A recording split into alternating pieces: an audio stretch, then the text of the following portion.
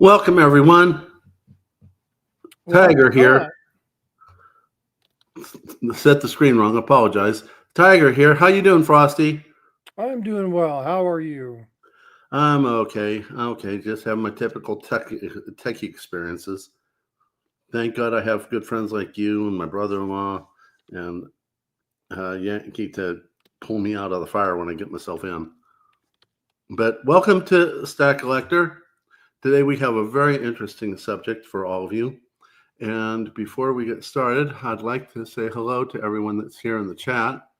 Let me see who all is here. I got to go to another screen. We got Metal Matt, Mr. Happy Stacker, Joey Libs, OC Stacker. Who else did I miss? Metal Matt. I think I saw Amy Harrell there. What about covers it right now?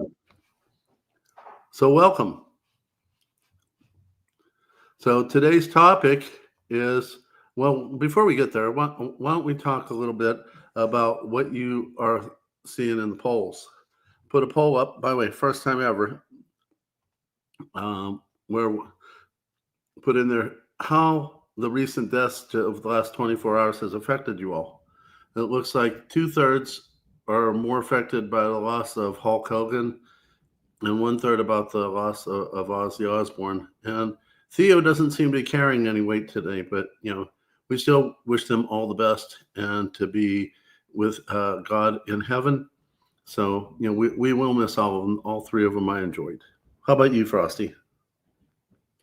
Well, again, the recent news coverage being what it is. Theo, for Bill Cosby, obviously, you have to know the story. But he died swimming with his daughter. Got caught in what they either call a tall tide, a big tide, or a king tide. They got sucked out. Fortunately, there were some surfers that was able to rescue his daughter, but he didn't make it. Wow. Ozzy Osbourne, we knew had Parkinson's. Just finished his tour. They did a really cool special a week and a half, 2 weeks ago, which was really neat. So it was cool to be able to see that he was able to make that. And then today we got the news of Terry the Hulk. His last name wasn't Hogan; it changed to Hulk Hogan. In his home today in Florida after suffering a massive heart attack. So, three different ways that some people who kind of changed the face of entertainment in many ways for many of us. So, True. they say things happen in threes. Yeah, that's true. Unfortunately, I didn't expect it.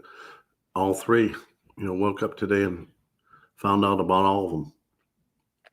So we wish them all well and to be safe and in God's arms.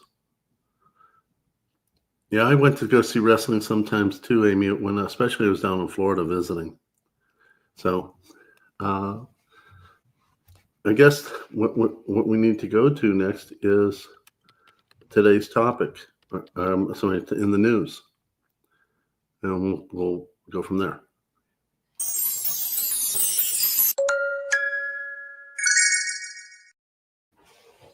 So today's topic affects every one of us.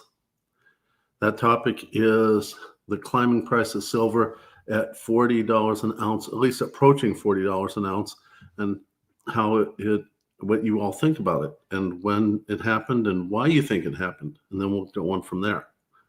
So, me personally, I think it's a lot of the global economy and the wars and the uncertainty, the threat of tariffs, how the uncertainty is going to affect our global economy. So that's why I think that it's approaching $40 an ounce. And I don't think it's going to be pushed back down. I think we're going to see 40 very soon as a new floor. What's your thoughts? So there's a couple different ones. First off, let's look at kind of where silver's been. We're up about 8% this year, which is pretty good. If you look at Or if you over the last year, if you look up just this year, we're up about 40%, which is a pretty significant climb. Why? My thing is industrial demand. The currency dynamic, I guess, is going to be the next one. Lots of people are just not really happy with the US dollar. Um, there's talk about, people moving away from the US dollar, which makes silver, actually any kind of metal, more attractive, right? True. And so, because of that, I think it's even against the other currencies, silver still has a really good appeal. So I think you kind of tie that safe haven, kind of that protect your investment, or your what's that called? Hedge against inflation. Gold is more of that than silver is, but for some of us, it's silver. And then you look at the currency and then industrial demand. I think those three things kind of take together with a little bit of market manipulation because of paper ETFs. And I think that's how we get to where we're at. That's true. And if you look at it, silver is on a serious climb. I'm expecting a pushback, but not much of one. I think what's happening here is it's approached 40% before. And if you look at it, I think we've seen the cup here and the handle about ready to form. I think there might be a little tiny bit of a pushback, and then it's going to go above 40 and it's not going to come back down. As opposed to gold, where I think we're at a plateau for right now. We've been staying somewhere in the $2,300 to $2,400 range, a little bit increased, but then pushed it back down again. I think they're focused on maintaining the value at this level, but in the process, there might be a little bit of not paying as much attention to the silver market. Subsequently, the gold to silver ratio, which I always found was an interesting name because it's actually silver to gold ratio, but we call it the opposite, has dropped down to 86 to 1. And it wasn't that long. We were sitting at 100 plus to 1. So, it's still more of a silver buyer market. I still buy some gold because, you don't know when it's going to happen. And, gold will go up first, followed by silver. And I like to have a little bit of both, just so that whether you believe in what I believe in, whether you believe that we're going to have hyperinflation or not, which I think we will, gold will go first, silver will follow. And once it resets, it will cause a situation where we'll have a first spike followed by anywhere from 1 to 3 downward spikes, but it's having a newer, higher floor. When it hits the first one, I hope to be lucky enough to catch it. I'll get out of some of my metals and then pay off my house so that I don't have to sell as many. But that's my approach to it. Plus, I'm more of a stacker, a little bit of a collector, but more of a stacker. But this guy here, he is a serious collector and a serious numismatist. And I tell you all, if you want to know things about numismatics, this is the guy to go to. I can tell you some basics, but he is the guy with the knowledge. So what do you think about what's going on? From a numismatic standpoint? Yes. Or should we go, I'm new to the controls here. So should we go into the topic of the day? So have we gotten that far? I think we're already there. I kind of think, yeah. I screwed up. So here we go.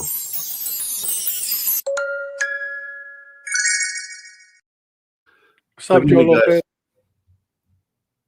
What's that? I say, what's up, Joe Lopez? Hey, Joseph, how you doing? So continue on with what we're saying. Go ahead, Frosty. Sorry about screwing up the order of the markers. No worries. So there's a couple different things to look at here. So from a numismatic standpoint, what is the rising impact of silver going to do? It depends.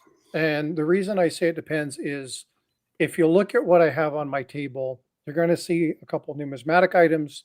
You're going to see some high-end collectible silver, and you're going to see some foreign government silver. So you'll see that the Canadian, the collector ship, obviously the high-end loop-to-loop. And then down below, you're going to have your numismatic coins. Now, in your numismatic coins, you might see a little bit of a change, but you're not going to see massive impact. The more expensive the coin, the less the silver value is going to affect the numismatic price. If you see giant increases in numismatic silver, you're most likely getting gouged, my opinion, because most of your tie-up isn't in the fact that it's silver. Most of your tie-up is in the fact that it's numismatic. Now, when you're looking at the dime again, that MS66 full bands, nice coin, clocks in 100, 125 bucks. If silver goes up, $10, then you might see that get to 140. But you're not going to see these massive, massive increases. Whereas if you're looking at the loop-to-loop, which is the high-end silver, it's a collectible piece. And so that is more tied to the bullion value. And that piece being a little bit more solid, again, it is a coin, but it's more of the high-end collectibles. I would anticipate silver price affecting this way more than these. So I think that it kind of depends on what kind of, when you're talking about numismatics, are you talking about the bullion end, the high collectible silver end, or are you talking numismatics? And I think that your bullion coins, yes, obviously, right? That's what it is. It's bullion. If you have an ASC and silver goes to 80 bucks, well, that ASC is going to be 90 bucks, 100 bucks, 120 bucks.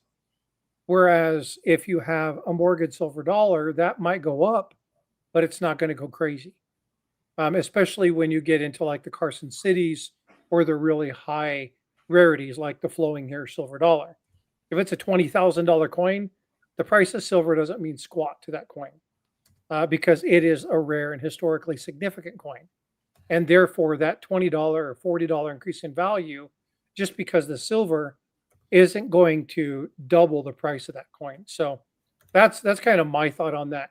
I do think, however, silver more than gold has a middle ground that you have to be concerned with.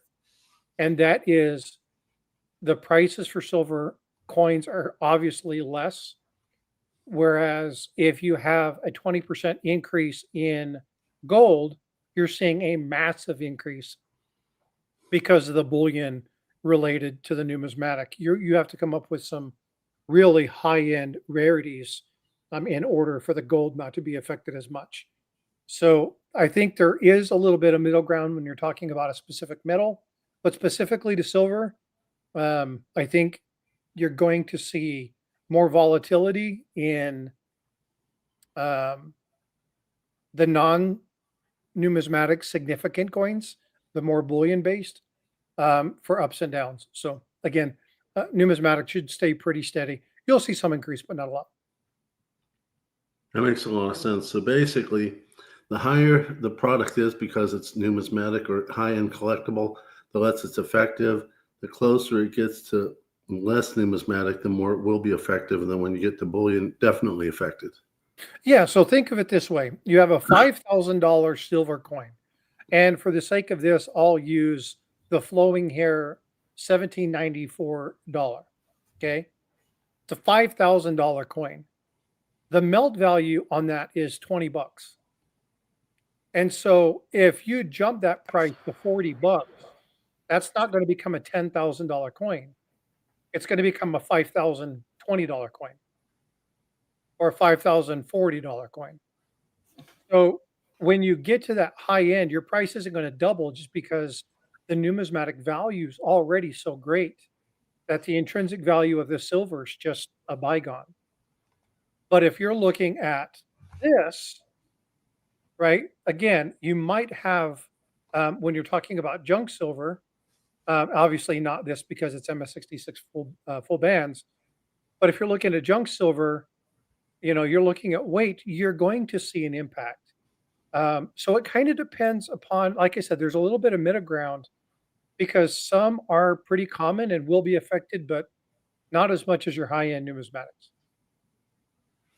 That makes a lot of sense. So what do you all think in the chat? Is it going to affect you? Is it not? Are you going to still stack? Are you going to hold? So I think a really good question, and I think based on where Tiger's going, put a 1 in chat if you are planning on buying, put a 2 in chat if you're planning on holding, or put a 3 in chat if you have or are looking to sell. That'll be interesting to see what people are going to do.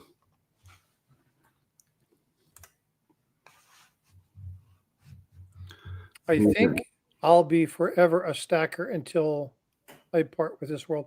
There's a lot of people that do. That's true. That's true. And people like Amy, she's like, I have silver at the old price. If you don't buy it all, then that makes a big deal. But as you buy, that dollar cost average is there. So your dollar cost average changes. So technically you don't have silver at the old price unless you're talking about $18, $19, $20. Yeah. Because your cost of value as you buy more goes up. And you have to take that into consideration. I started buying, let me see here, 2021. How about you? Silver or numismatic? So silver, about 23. I was way behind the power curve, and I got in and I did some collecting. It wasn't really stacking; it was more collecting and, oh, look, shiny, pretty. Me too. And I did a lot of numismatic stuff, and I collected everything, had no direction. And we talked about this. You have to have a direction. All of a sudden, you go back and you look at something, and now what do you have? You have a whole bunch of coins, but nothing to speak to your actually finishing or completing any one segment of anything that you started. So I had to really pull back and readdress and reassess myself. I am primarily a numismatic collector, and then I stack to offset wealth because, as you and I have talked a lot, Tiger, I'm going to spend the money one way or another.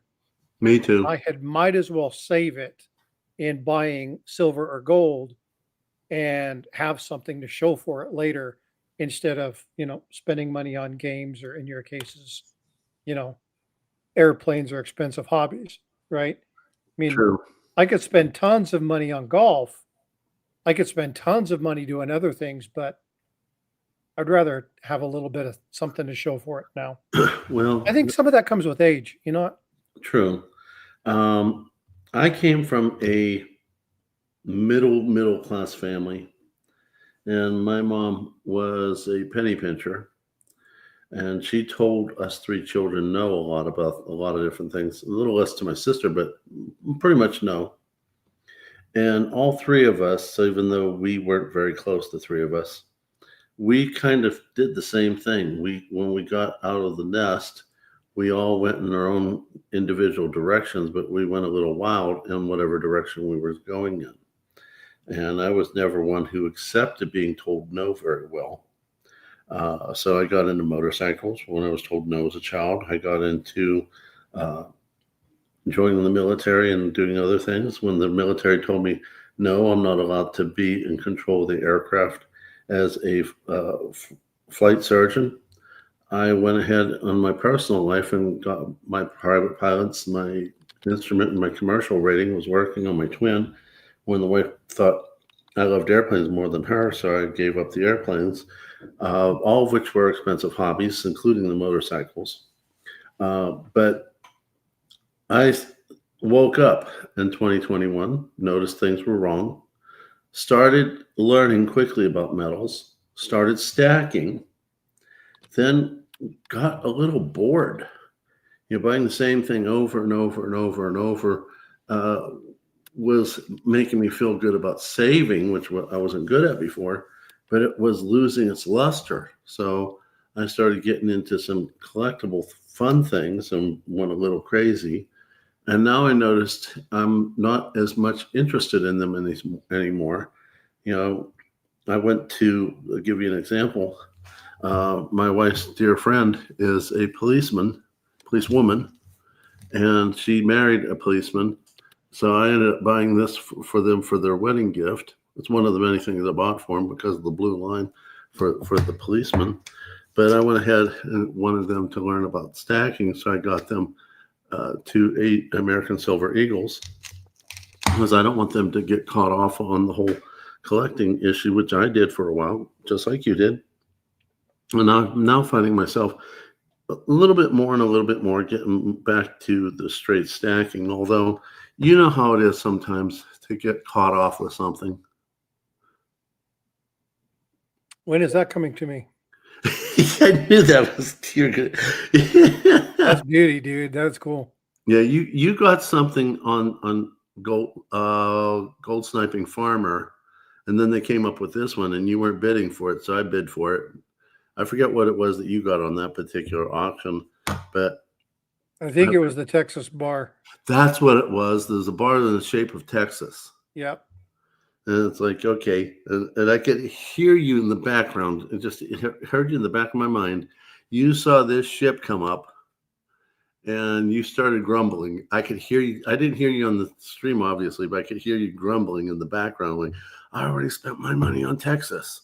So I just jumped on it. So That's a beauty piece. if you ever want to, we'll figure out something to do with that. I know you want it.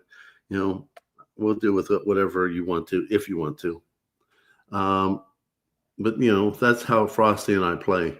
We play well in the sandbox together.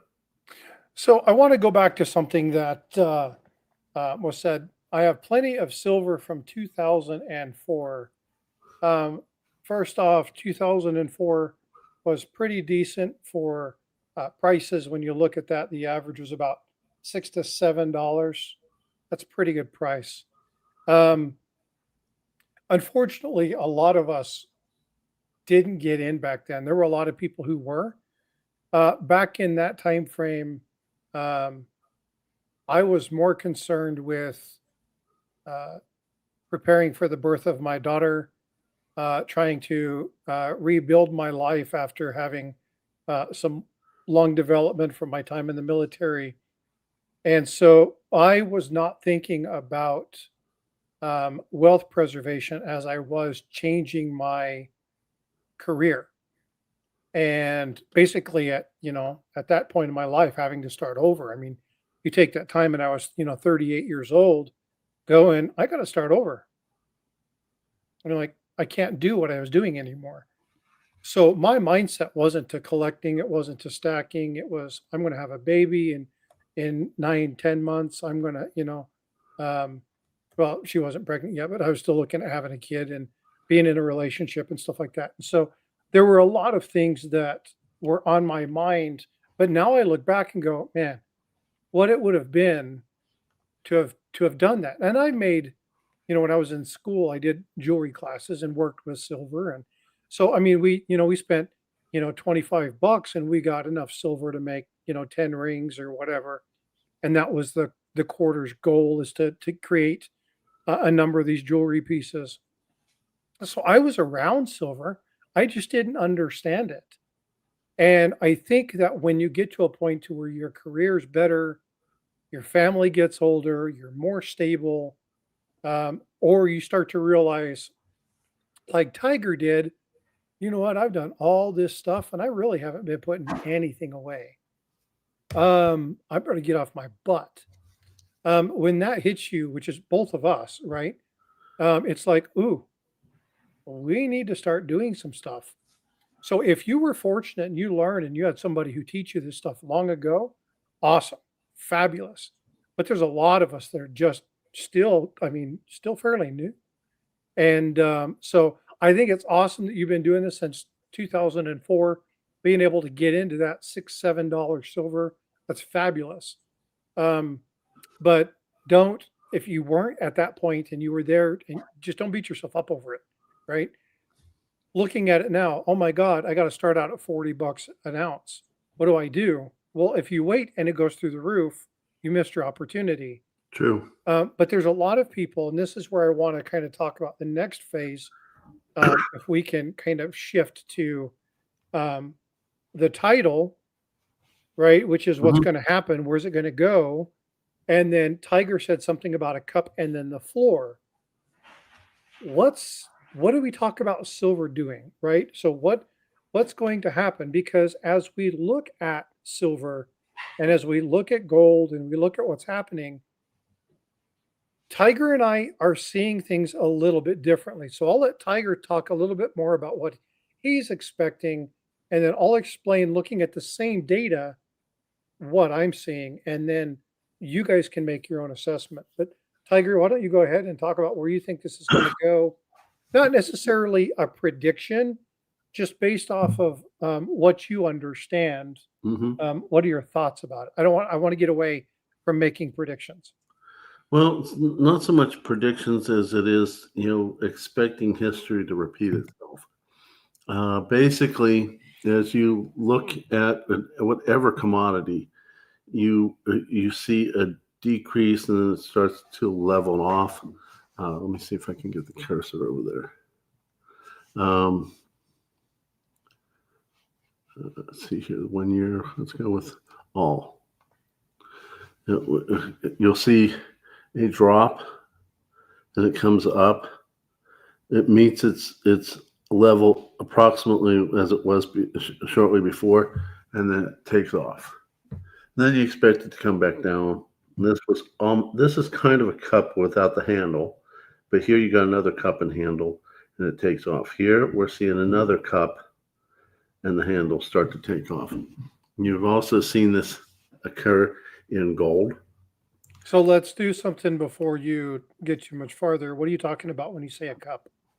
The cup is more of a depression that tends to try to come back up to its previous mark, performing the cup as if you will. You could put, coffee in here and drink from it. Similar here. Okay, so when a cup forms, what's expected of the stock or the? Well, what's expected is it will meet its prior level. And when it meets its prior level, if it takes off instead of being suppressed again, that means the resistance to pushing it back down has been overcome for whatever reason. And it happens in a lot of other markets as I've been watching traders, Lynette Zhang and a few others, is this happens in a lot of commodities, not only gold and silver. It happens in oil, especially happens in oil. So when you see that cup forming and it starts to match its prior level, there's a chance that it's going to meet a new higher level, which it did here. It wasn't so much of a handle per se, but it did meet a new level. And it started being suppressed a little bit here, not by much, and then the handle takes off. So, you see that in a lot of them. I don't have any of the oil markets up, but as I've been watching a lot of other people who are traders and certainly more knowledgeable about this, and I've seen this with McCarm, I've seen this with Lynette Zhang, other commodity traders, and when that happens, there is a tendency for that commodity to take off and actually reach a new floor. Like this would be a new floor compared to here, which was a short floor, compared to here, which was a long time floor. So have I explained that well enough? Yeah. So in that, you said that because we have a cup, and we'll go back to silver, please. When you talk about having the cup, and you were referencing from 2020 to the right, that we have another cup flowing and it went up. Mm-hmm.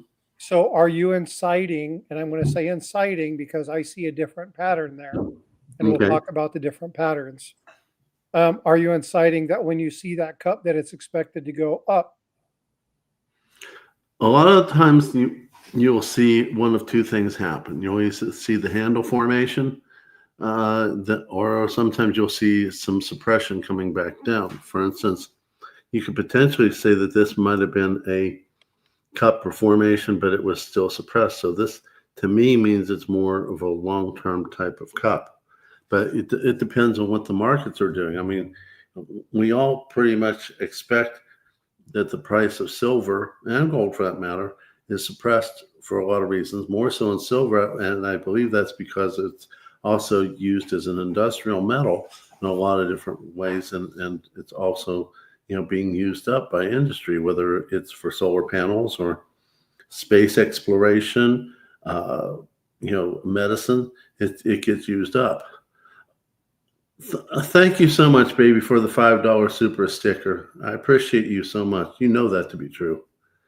So, but basically, it, I honestly think that because of the long-term suppression of silver, it's eventually going to take off because, when you get so much suppression over time and that pressure is released, it takes off a whole lot faster, similar to like uh, uh, a ball full of air. You push it deeper and deeper and deeper into the pool and hold it down there. And when you let it go, it's going to shoot a whole lot higher than if it was suppressed at a lower level or closer to the surface. So that tends to be what tends to happen in my observation in these charts that we see here. What's your take? So I'm seeing something totally different. And in order to read these charts, one thing that you have to have is you have to have an understanding of history. You Sure. have to understand what external factors were occurring during that time frame in order to make any kind of assessment about what the market's doing. You cannot look at a chart without knowing the financial end and saying, I'm that's going to do this. If you're looking at stocks, bonds, EFTs, ETFs, anything like that, you want to know the valuation of the company. You want to know what that company's done. You want to know what they have in inventory. However, go ahead and pull that back up, please.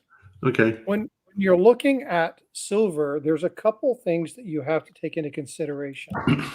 So let's look and see and talk about what happened in 2011, 2012. There was a big financial crisis.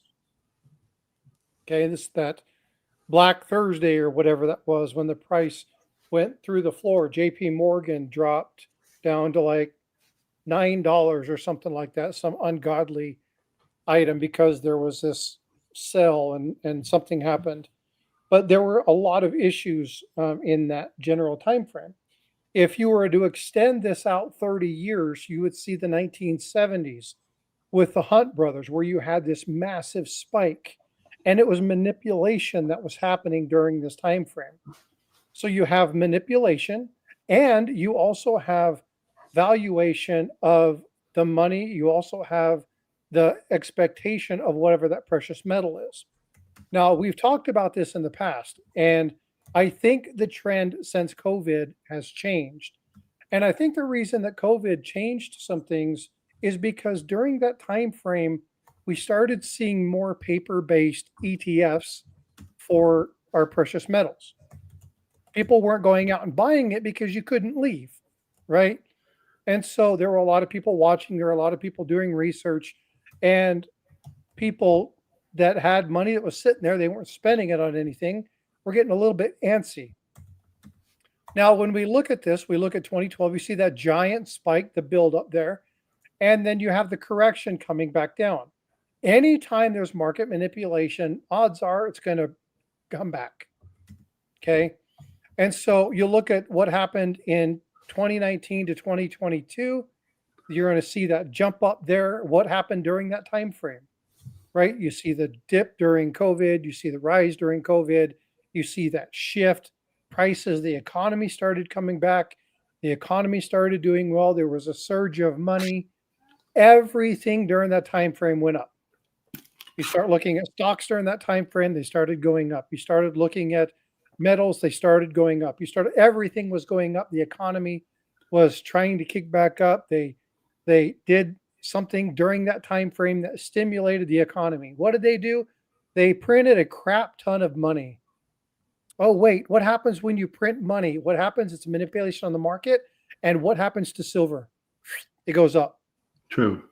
Okay. So when you look at what's happening right now, the question you have to ask is what's causing this silver to go up? What is it? We already know where our economy is. We know that they're talking about producing more money, changing interest rates. They're looking at trying to ensure that we don't have a global catastrophe in relation to the dollar. But what's causing silver to go up? And in the cases where silver has risen quickly over time, there's almost always been a catalyst. What's the catalyst? And unfortunately, I can't see one here. I don't know what the catalyst is. I can tell you what the catalyst was in 2008, the housing market. True. Right? 2008, the housing market crashed. What happened to the prices? It went up. They turned around, they did a bunch of stuff. They pushed out some bunch of stuff. The president that came in at that time frame sent out billions of dollars. I think they spent almost $1 trillion in 4 years. They spent out so much money that the silver price dropped. And then we had the financial crisis that happened a few years later. I can look at this and tell you what was happening during this time frame. What I can't say is what is going on right now that has a direct inflation or a direct impact. That's a direct correlation to what's happening that's causing silver to go up, and I can't find one. I don't see anything. So there's got to be some sort of market manipulation, and I'm going to tell you, my sentiment is what we're seeing right now is the exact same thing we're going to see in 2008. I think we're at a cusp of seeing banking failures. We saw the same crap happen in 2008. And I think that if we back this up, so if you were to zoom into 2008, you were to look from 2006 to 2010, I think right now we're at the cusp of 2008. And I think, there you go, perfect. Now, I think what we're going to see is we're seeing this rise. So go to the left. See that increase there? No, not that far down. Just to the left, 2008, dude. Okay. Keep going, keep going, keep going. Right here. Okay. This is about where we're at. If I was to reference this area right now. Now, obviously, the price isn't $14, it's 40. But what's causing it? I think there's going to be some issues. We know that there's some banking closures.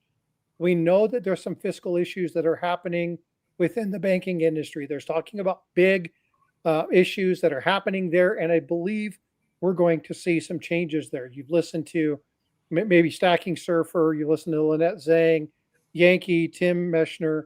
You hear these people talking about what's happening and the manipulation in the market, and what's happening with silver being utilized in other ones. You hear about the paper ETFs that are happening, people buying it more, looking how it's relation and trading more like the stock market than the silver and gold of old. And I think we're in a massive manipulation phase here. And I think what's going to happen is that's why as Tiger and I were talking, I'm like, the new floor, I think the new floor is going to be around 28. But I think we're going to see a massive drop in this time frame. I think we're going to drop past that 32 level. I think we're going to end up back around that 28 to 30 level because there's going to be a correction. Anytime you have something like this, doesn't matter what stock, what bond, whatever, you're going to have a correction. And so I believe that we're in the case. Now, it might go up a little bit more, but my call, and I talked about this, and again, I'm not trying to predict it, but I'm just saying, if you look at historical precedents, it tells you that we're going to see a pullback. There is no one defining characteristic that tells you why it's going up. If you look again, if you look at all the other increases, there was something to do it. 2008 to 2011, the economy was going up. Look at the gains in the stock market. Okay, um, you look at what was happening between 2014 all the way into 2019. Right before COVID, we were pretty steady. Our stocks were going up. Our economy was proving. We were doing some stuff. COVID hit us and it caused massive issues. And then what happened? Everybody got home. Fauci occurred. You know, we ain't getting any farther than that. But what happened in that event? Um, we had an economic pullback. Why? Well, we had a global catastrophe. And so there's explanation between the increases and the decreases. Post that era, we see that massive increase. And why was that? They printed money. There's a stimulus. There were a whole bunch of things that occurred. So again, we can account for it, but anytime there was manipulation, there's a pullback. So I'm anticipating a pullback because I cannot find the single thing. Something's going to happen that we're not privy to yet. And when we're told what that is, I think it might be too late. So when I asked a 1, 2, or 3, I've sold silver, and I've bought more of my higher end collectible stuff or traded it out because I think I'm going to need something that's going to hold its value. This is why you see the Carson City here. You see the finer, and I mean, we're talking $125, $150 coin, but this is why I'm pulling more of this. You're going to see less of this stuff enter my stack here in the next 3 to 6 months. And again, if you've seen me anywhere, you know I'm looking at higher end numismatic items because I'm holding something because I have a feeling it's going to pull back and I don't want my money hit as hard. Now, that's the numismatist in me. Okay. I'm not a financial expert. I'm not telling you what to do with your money. That Tiger and I are not the people that you need to be going to. But I'm just telling you that my viewpoint, what I see, is going to be a repeat of what we saw between 2006 and 2010. I think that's going to be the same pattern that we experience between 2022 and 2026. For It's the just my most call. part, for the most part, I kind of agree with you. But here, you have the first issue. The first big spike really was the Hunt brothers. It was one pretty much singular event. Then in 2008, the housing market was again pretty much one singular type of event on a nationwide scale. And then the 2011 was kind of similar, a one event. Here we are looking at a lot of different issues all at the same time. Push against the U.S. dollar by the BRICS nations, breakout of war in multiple different locations, the fear of tariffs going on. We have multiple different things going on, which I think is supporting the climb. And I think we will have a pullback. We always do. But where I differ in my estimation, once again, not a prediction, but an estimation, is that you're expecting a lower drop. I'm expecting a drop with a higher floor. And because we have too many multiple issues going on at the same time. So, oh, by the way, thank you, Mr. Happy Stacker, for the $2 super chat. I apologize for not saying it earlier. So I actually think we're going to have a higher floor after the pullback. But it's going to be interesting to see what's happened. Now, I really like your idea about, stacking your collectibles, selling your bullion and stacking your collectibles. My feeling is that I tend to keep unless I have to sell.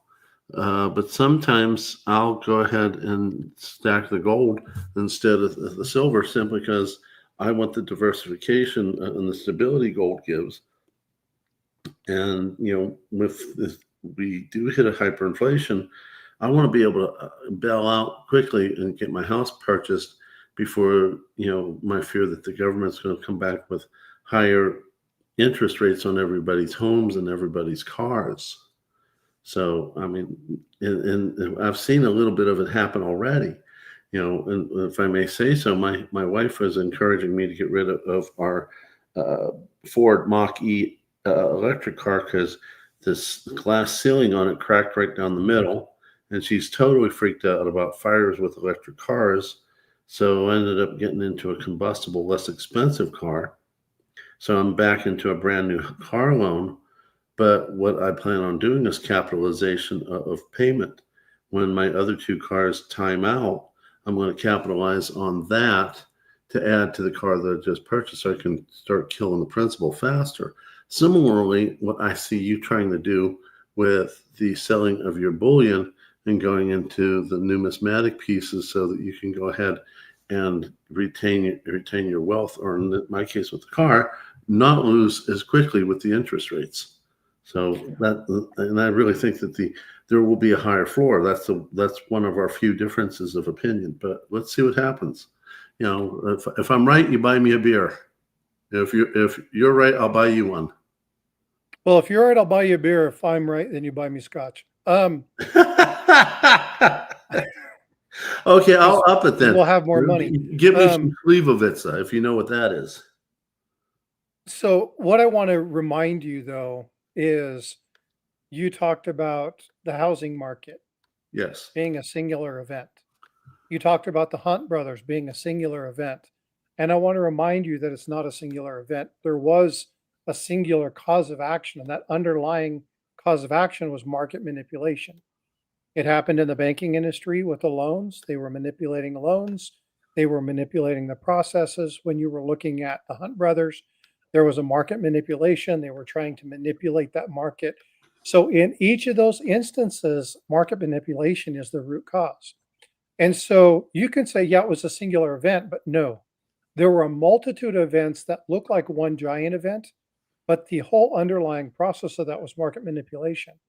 And again, here we are. I mean, if you talk about the transition of BEP, when do they print money? Well, they print money every year. But when does the Fed actually tell them, hey, we want a billion or a trillion more dollars? When that happens, that's a manipulation on the system. When was the last time the Fed ordered a massive influx of money? Right. And so we have to look at that and we have to say, did they produce the uh, $1 trillion bill or whatever that was that they were talking about years ago, or not even months ago, I should say. Have they done something? Is there something that's being done right now that's causing that? And odds are, if we look at the banking structure, we see the banking things that are happening. We see some of these things that are happening within the financial markets. What we're seeing is a manipulation. And why is that market being manipulated? Well, you want to talk about the finance and the industry. Well, industry wants to keep it fairly low because it's extensively used in electronics and solar and medical applications. And, war makes money. True. Okay. It is an industry. And there's a lot of money in that. So they want to keep that industry in check. But there's also some manipulation that happens, especially if you're looking at times of economic uncertainty. Again, we talk about the safe haven, right?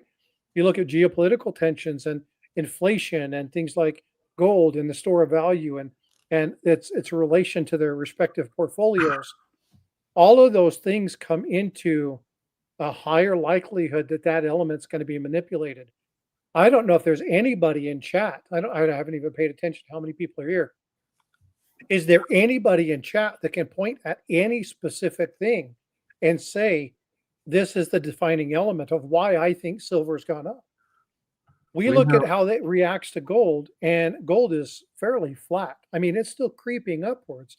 The overall trend is up, but it's fairly flat in respect. What is it about silver that's causing it? Why is platinum going up? Why is palladium going up? Are they finally catching up with gold? I don't think so. I think it's manipulation. I think the platinum and palladium have gone up a little bit because there is less push for EV vehicles as much. The people still get the chance to choose what they want, but the upcoming mandate doesn't exist as much anymore. So I think that has increased the desire to go more with platinum and palladium in catalytic converters. There's more of a need now because more people don't fear being penalized about their, what do they call it, the carbon marker, something like that. You're going to get penalized if you have more carbon usage. The carbon footprint? That's it, carbon footprint. Amy says there's a lot of issues caused platinum is poor man's gold, so the saying goes. I thought that was silver was poor man's gold. I thought platinum was the white gold. It might be. I know there is such a thing called white gold, but I never understood how gold could be white. It wasn't really much of interest to me anyway, at least back then. I didn't pay any mind to metals like most of people do now. So I do like your theory and your discussion regarding the catalytic converters and the use of the diesel vehicles and stuff like that for converting to reduce emissions. I didn't really think about that in relation to platinum and palladium. That does make sense. I know that China is doing a massive push for platinum and palladium because they're trying to substitute metals because of all the issues they're having in relation to gold, especially with all the counterfeiting that's going on. And then again, I just think that gold is kind of balancing out because honestly, in my opinion, it's kind of like the safe haven right now, right? True. Silver is not as much of a safe haven because of the volatility. It is, but not as well. AZ asks a question. It's a good one. Let me put it up on the screen. Do you think that palladium will surpass gold at any time? Not in the near future. Actually, I don't think it will at all. Yeah, not in the near future. Because gold has a broader base of buyer. Palladium has a more narrow base of buying and usage.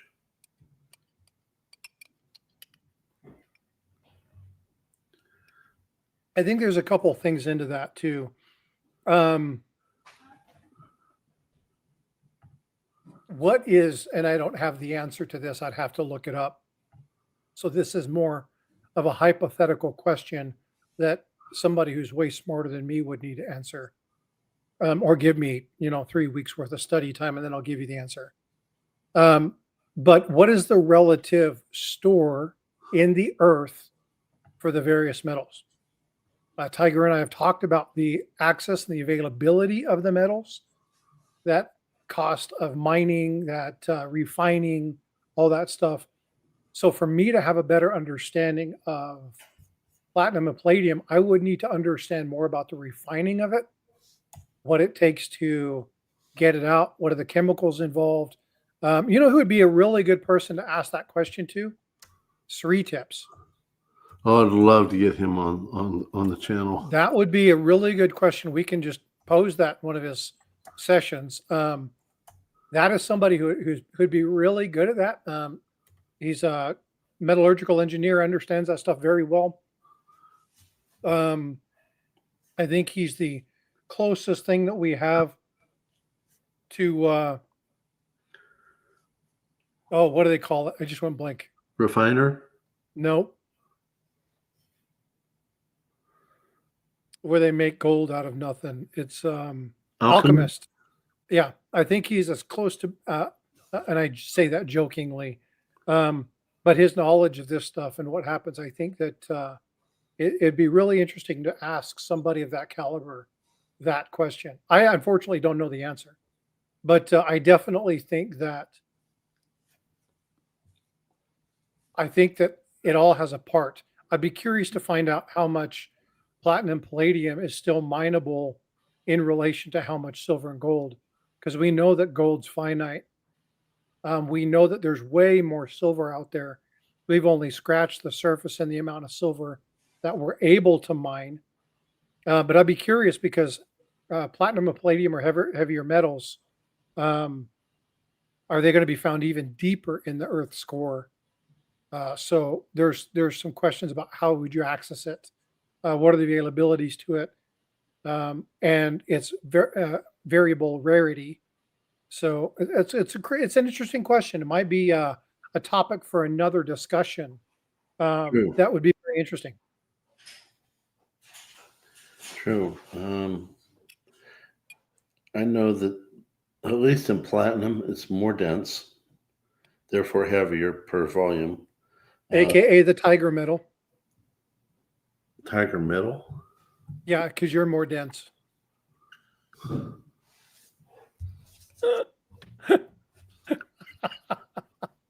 You told me you were going to do that too. That's funny. Subscribe to that channel. Not. So no, but no. Honestly, it's also a much more difficult metal to melt. It's much higher of a temperature. So it makes me wonder if you have some accuracy, despite your rudeness. But honestly, it makes me wonder if you're accurate about the deeper in the earth, because you're more towards Earth's core, therefore more compression and closer to the heat of the Earth's core. So Yeah, I'd be interested. I think that'd be another topic. I think not necessarily with Stack-A-Lector. I think just off the cuff. Maybe one night when we're up piddle farting around, go live and we can do some research on it and figure out the answer to that, or reach out and talk to some people. But yeah, definitely an interesting kind of rabbit hole to go down. yeah, it would be. It would be. Well, we are near time, so let's talk about the yeah, I love that. Naughty but Yeah, funny. yeah, I agree. I agree with Frosty being naughty, but funny. You have to be really kind to the special needs children. Yep, that's why him and I are friends. So the poll, looking at the poll, it looks like Ozzy came in number one with 63% of the votes. Okay. Terry the Hulk Hogan came in second, and then Theo Well, from Bill Cosby isn't came that in a trip? third place. Because initially Hulk Hogan was 2/3. Now Ozzy's almost 2/3.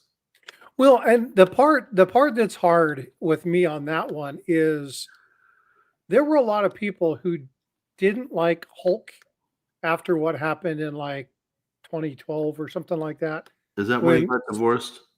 well, somebody set him up and they recorded a conversation he didn't know was being recorded, kind of framed him in a really bad light, and he got pulled out of the Hall of Fame.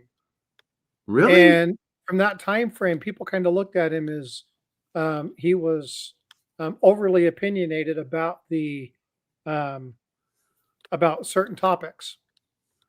The problem is that when I think, and I did a short on this, when I think of Hulk Hogan, the first thing that comes to my mind is him picking up Andre the Giant and slamming his big butt to the mat, Oh yeah.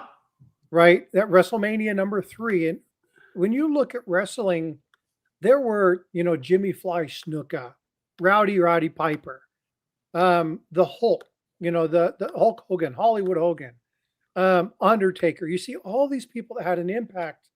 The one who really drove wrestling to be what it was Hulk Hogan.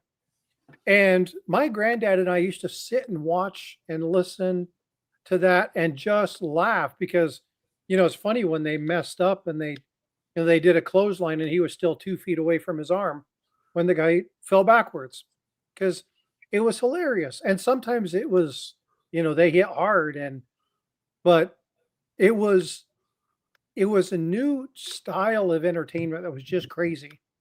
Well, And it was a new version of an old version. Before WWE, it was WWF, and they didn't have the sensationalism that they did later. When Vince McMahon took over, I believe after his dad owned it, he yeah, rebranded it as WWE. But in those days, you had people like George the Animal Steel and let's see here. shoot, he was mainly loved in Pittsburgh. I'm having a brain fart now. I should note off the top of my head because that was my hometown area when I was a child. But they really went at each other. It wasn't all show. What was rebranded as WWE was taken out of the topic of sports and put into the topic of entertainment. That's when people like Hulk Hogan and Roddy Piper and the Undertaker really shined because you had to be athletic, but the number of injuries significantly decreased. But it was still a lot of fun. Yeah. Well, and then you turn around and you look at Ozzy Osbourne. Now, there's a lot of people. So Theo from Bill Cosby, right? He was a teen. We laughed with him, and it was a fun show. But it was just, in my opinion, it was just a show, right? It was kind of whatever.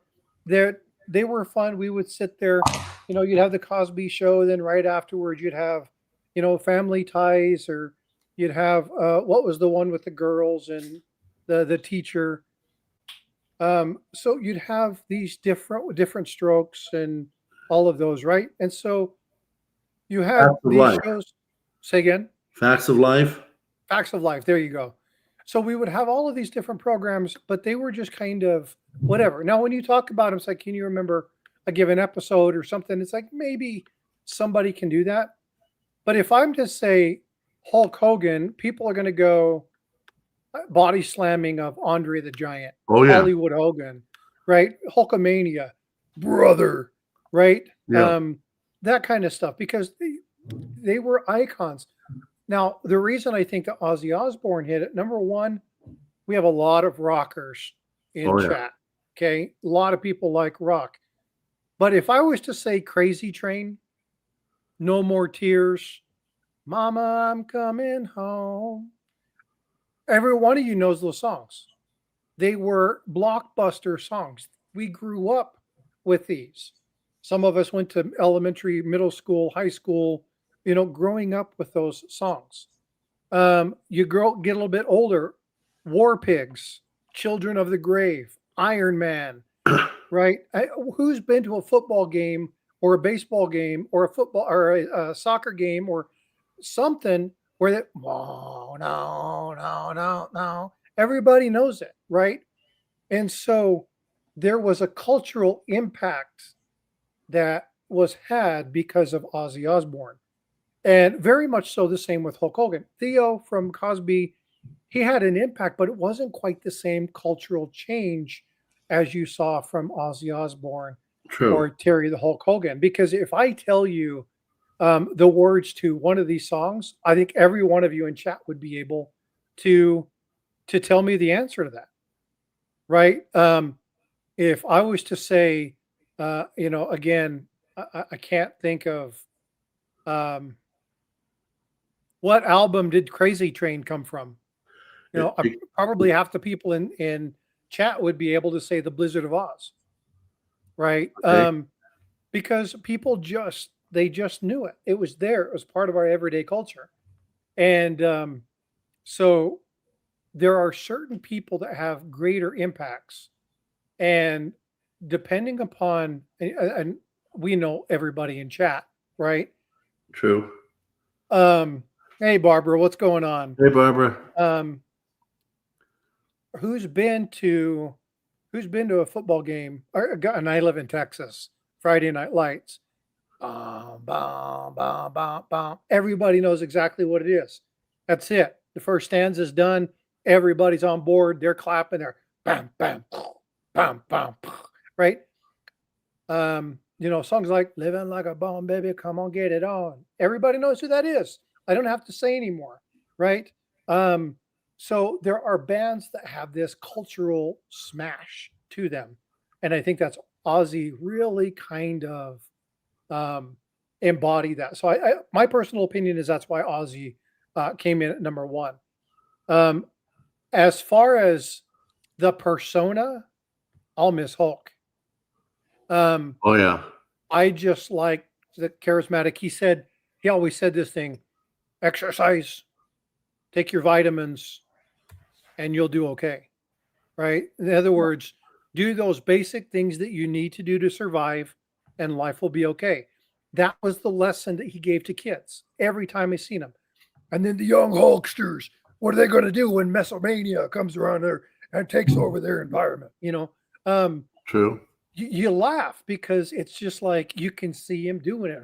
Oh, I'm going to, you know, he rips his shirt open, and you see the one kid. I wish I had the video. You guys go look it up. It's the kid that runs into the Hulkster in the game shop, and he's all dressed up like the Hulk, and it wasn't planned, it just happened. And Okay. this kid's like, and I'm going to tell you, I'm getting the new WrestleMania. And then Hulk is standing in the background because he's doing the release of this game, this wrestling game. And the kid was like, uh, uh, oh, see, just watch that. That's funny. That's actually hilarious.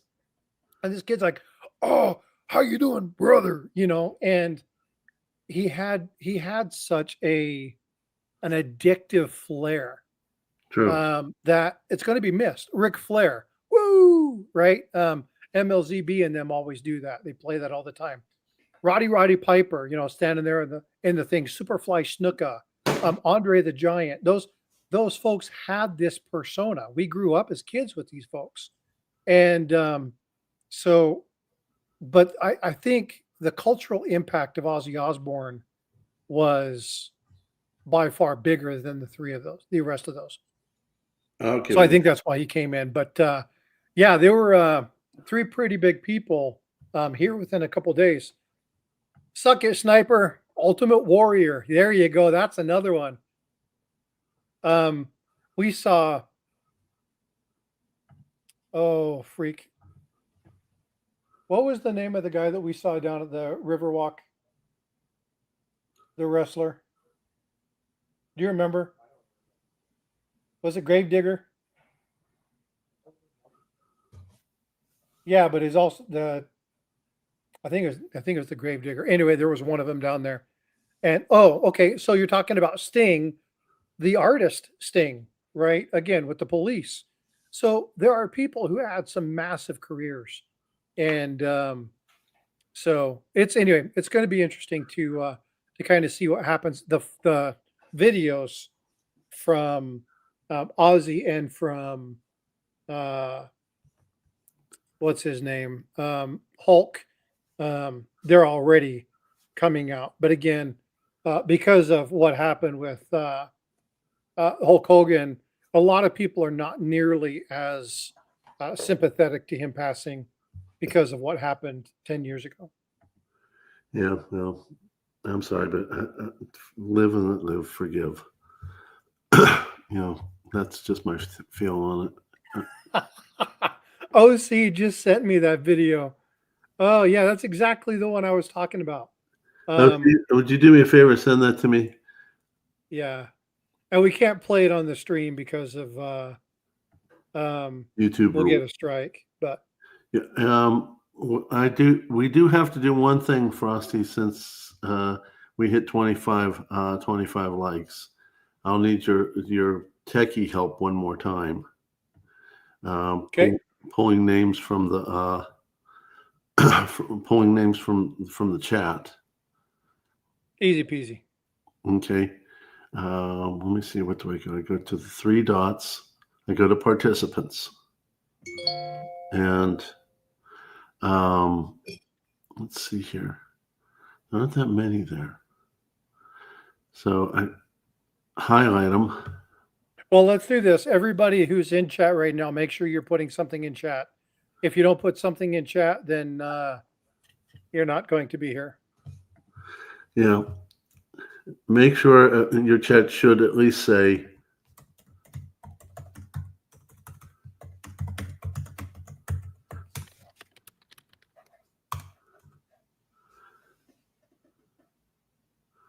make sure you put in there Frosty's not funny.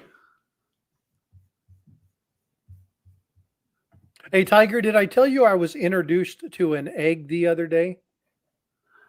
You're going to throw some punchline at me, so I'm not sure if I should be answering this. It was guilty of a very heinous crime within the egg community. You know what crime it was guilty of? No. Poaching. Oh, another bad dad joke. My son just sighed. Oh, that's funny. Even Barbara upped in. Frosty is not funny. Okay. So what, give it another 30 seconds or so before I harvest? What are we doing? We going to do a comment picker? We're going to do the wheel of names. I was thinking about doing the wheel of names. Comment picker, I'm not sure how to do that with a live stream. So if I... Okay, I've already got the names up. Okay. Let me see here. I'm going to highlight the participants. Copy. Bring over the wheel of names. And Love you too, Barbara. I like stupid humor, and egg jokes crack me up. let's see here. My son, he keeps sighing. He's like, "Oh Lord, shut up." Okay, so to put in the names here, let me go over here. I'll put this up on the screen. Now there's an area that you said I have to do something to take their names out, or the So right click, right click, and then paste without formatting. There it is. Okay. And don't worry about the member. If it lands on member, just remove all members and it'll be done. Okay. So let's see, shuffle. This is for a 20 silver quarter. So let's see here. Here we go. Tell me if you all can hear it. Hold on. Add metal mat. Metal mat's not there.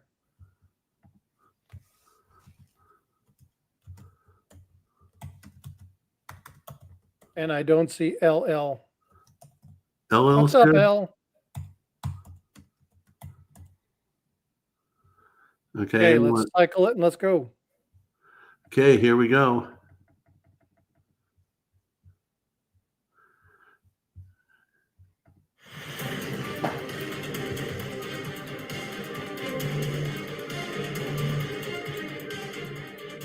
Oh my heck. I thought it was going to be her.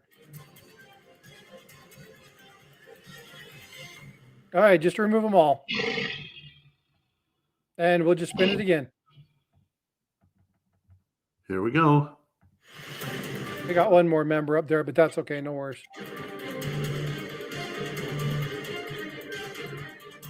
Looks like bits.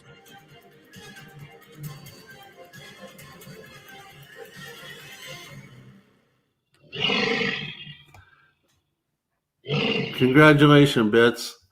What you need to do is email me that you won a 90% silver quarter. Send it to thetigerstacker@gmail.com. If one of my mods would put that in there for him. So I'm not going to be here very long. This is a very short time for me to be home. And I have to get some winnings out, including recently OC Stacker won this, and that's going out in the near future, but he just won that not so long ago. And Pete Clark won some swag, so that's going to be going out. So I'm going to add that in there, but please send me your name, your YouTube name, your real name, the address you want it sent to. I'm going to be shipping these out no later than Saturday, because I'm going to be back on the airplane on Sunday. So please, if you want me to send it to you in a timely fashion, do that. If you send it to me on Friday the 26th, and something happens that prevents me from sending it out, everyone who knows me knows I do send what I promise to send. And if I'm behind, you still get it. So please bear with me on that, but I'll try to be timely about it. So I think we've covered everything we intended to cover today. MR, except that the professor has signed this off as not rigged. That is so true. I might have to have an interview with Professor Rigdebortis and have him talk about the intricacies of how he took the tiger wheel that was sabotaged by Yankee stacking, unsabotaged it, and put protective measures in so that it would never happen again. It's amazing what they taught him there at the University of Yo Mama. Yeah, your mama's pretty good. I always liked your mama. MR says, yes, we need the professor back. I agree. In fact, if you guys watched my most recent release video where the winner of this silver bar, you got to see another visit from Professor Rigdebortis. But by the way, before we go, if you want an interview with Professor Rigdebortis, put a 1 in the chat. And if you don't, please put a 2 in the chat. And after that, we'll get ready to close the stream. So I'm waiting to see what everyone's going to tell me.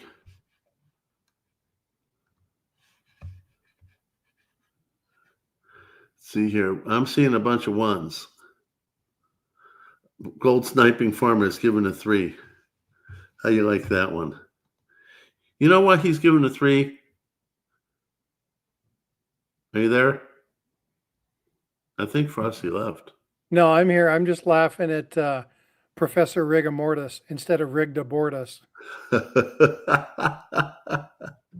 Yeah, I love Gold Sniping Farmers live streams, especially when he gets those 2 guys on. You can suck it. No, you suck it. I don't know where he gets that from, but that's a scream. Anyway, so I think we've covered everything. What do you think, Frosty? AZ, thank you for letting me know. We just packaged that up. So I can send that now, or I'll just wait. I'll just hold on to it until you get your new address. So holler at me when you're ready for me to ship it and I'll send it off. But thank you for letting me know. And one more time, Blitz, please send me an email to thetigerstacker@gmail.com. Thanks so much for hanging out with us today, folks. I really enjoyed it. I think Frosty did too. It was fun. Okay. So good night, everyone. Night, Frosty. See you later.